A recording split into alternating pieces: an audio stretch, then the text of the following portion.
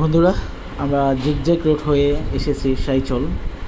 সাধারণত সাইচলের এখন বর্তমানে অনুমতি টোটালি বন্ধ যাওয়ার। আমরা একটু ভিন্ন পথে এই সাইচল এসেছি এবং সেনাবাহিনীর ক্যাম্প থেকে পারমিশন নিয়ে এসেছি। তো অসাধারণ একটি জায়গা, দেখলে মন ভরে যাবে, খুব ভালো লেগেছে।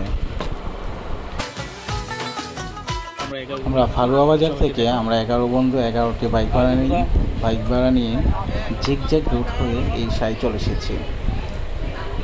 বাংলাদেশের আমার দেখা মতে যতগুলো সুন্দর জায়গা আছে, আমার মনে হয় অন্যতম সুন্দর জায়গা হচ্ছে এই জিগজ্যাগ রোড হয়ে এই সাইচল।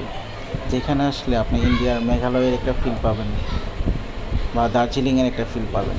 সত্যি বলতে রাঙামাটি জেলার এই সাইচলে এসে আমি নিজেকে প্রকৃতির মাঝে হারিয়ে ফেলেছিলাম। নিজেকে মনে হয়েছিল যেন আমি সেই শৈশবে ফিরে গিয়েছি। ধন্যবাদ সকলকে।